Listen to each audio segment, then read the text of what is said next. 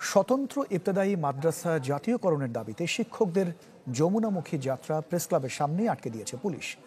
সে সময় সড়কে বন্ধ হয়ে যায় যান চলাচল। বিপাকে পড়েন যাত্রীরা। দাবি আদায় করেই ঘরে ফেরার ঘোষণা আন্দোলনকারীদের। জাতীয়করণ সহ 5 দাবিতে টানা 21 দিন জাতীয় প্রেসক্লাবের সামনে অবস্থান ইবতেদায়ী মাদ্রাসা শিক্ষকদের। রোববার প্রধান উপদেষ্টার বাসভবন যমুনার দিকে রওনা হলে আন্দোলনকারীদের আটকে দেয় পুলিশ। পরে সেখানেই অবস্থান নেন শিক্ষকরা। এতে বন্ধ হয়ে যায় প্রেস ক্লাবের সামনের রাস্তায় যান চলাচল। সোমবার সকালের মধ্যে দাবি মানা না হলে কঠোর কর্মসূচির হুঁশিয়ারি দেন শিক্ষকরা। RICL TMX, যুগের পর যুগ স্থাপনা থাকে মজবুত।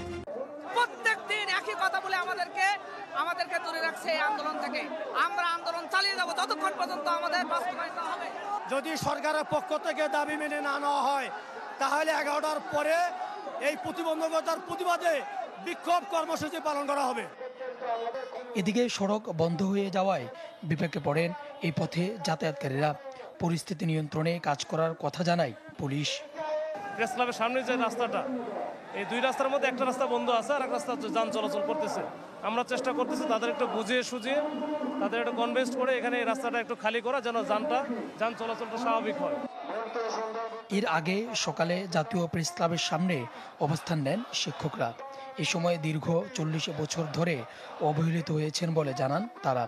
দেশের পট পরিবর্তনের পরও ভাগ্যের চাকা খুলেনি বলেও ক্ষোভ জানান ইবতেদায়ী শিক্ষকরা। আমরা কোরআন শিক্ষা দেই, হাদিস শিক্ষা দেই, নীতি নৈতিকতা শিক্ষা দেই, কিন্তু কেন আমরা এই অবহেলার শিকার? আমরা শিক্ষক হয়ে কেন রাস্তায় থাকবো বলেন? সুলতান মাহমুদ আরিফ, চ্যানেল 24, ঢাকা।